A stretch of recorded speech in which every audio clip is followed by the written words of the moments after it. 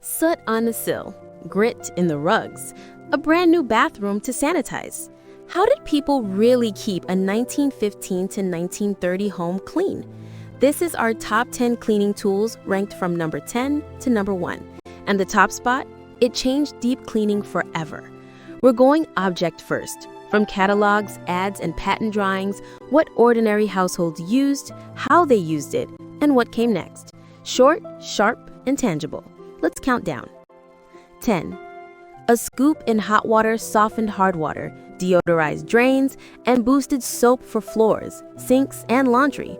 A single pantry box when specialty cleaners were fewer. The 20 Mule Team brand from Pacific Coast Borax Co. made it instantly recognizable in stores and pantries. Modern detergents with builders and targeted cleaners later narrowed Borax's role, but the name and cardboard box endure. 9. Soft ostrich plumes whisked soot from mantles, picture frames, lampshades, and carved moldings where cloths snagged, perfect for quick daily tidying in coal-heated homes. Long wood handles extended reach without step stools. Lamb's wool and microfiber arrived later, but the silhouette and gentle touch remained. 8. Introduced in 1911, this powdered bowl cleaner used with a stiff brush turned the bathroom into its own cleaning zone, with a new focus on shine and sanitation as indoor plumbing spread. Ads leaned on germ awareness and the bright white promise of glazed porcelain.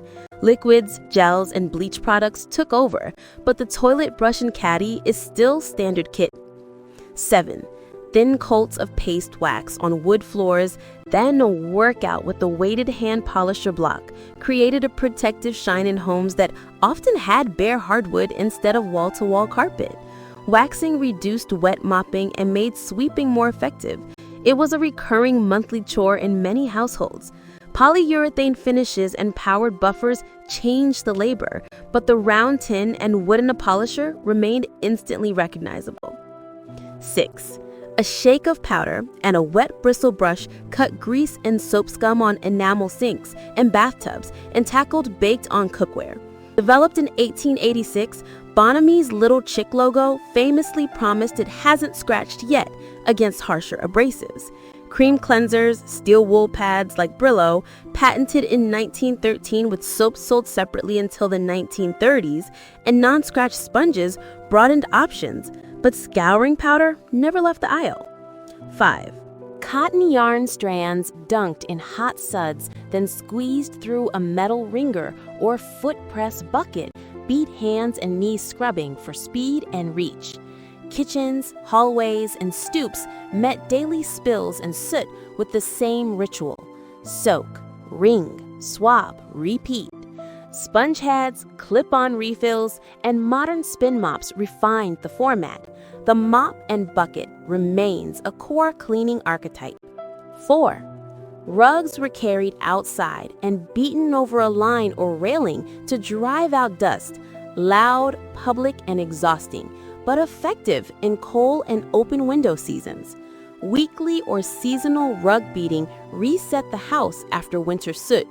Electric vacuums reduced the need and shifted care indoors. The beater's looping form survives mostly as decor. 3. A push-powered brush inside a low box picked up crumbs and lint without electricity or noise. Perfect for daily touch-ups and apartment living. Lighter and cheaper than a vacuum, it was the first pass between deeper cleanings. The niche survives for quiet crumb duty. Uprights and canisters took over deep cleaning. 2. Bound broom corn fibers on a long handle moved grit from wood floors and porches into a steel pan. An everyday routine from kitchen to stoop.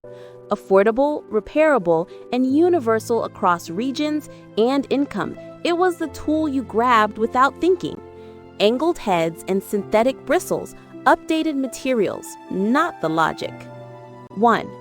Upright suction plus a powered agitator beater bar lifted dirt buried in rugs, the leap from surface crumbs to true deep cleaning.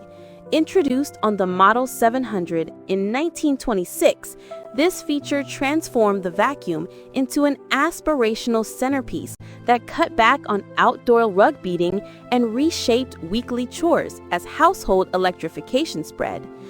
Upright and canister lines, disposable bags, powered brush rolls, and later filtration all descend from this template.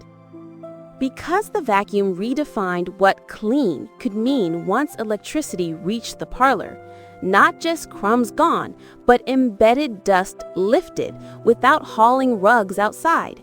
The broom and dustpan earned number 2 for sheer ubiquity, the daily cadence that kept grit from traveling room to room. The manual carpet sweeper sits at 3 as the quiet pre-electric bridge many more households could afford and use anytime. Rug beaters captured the old weekly ordeal that vacuums displaced. Mop and wringer, scouring powder with a stiff brush, and paste walks with a polisher cover the wet, abrasive, and protective sides of housekeeping on wood and enamel.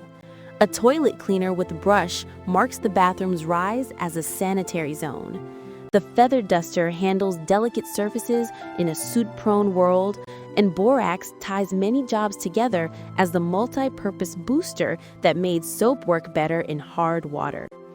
That cleaning in the 1915 to 1930 home was a system under pressure. Coal heat shed dust, open windows let in grit, hardwood floors needed protection, and new porcelain fixtures demanded shine. The week had a rhythm: daily sweep, frequent tidy, periodic wet work, seasonal deep clean, and electrification slowly shifted the tempo indoors. A century later, our materials changed, but the choreography is familiar: sweep and collect, lift and filter, scrub and rinse, protect and polish. If you could borrow just one for a week, what would it be? The quiet glide of a Bissell, the satisfying thump of a rug beater, or the 1926 Hoover that made deep clean feel modern? Either way, the past is still under our feet, one sweep, one scrub, one pass at a time.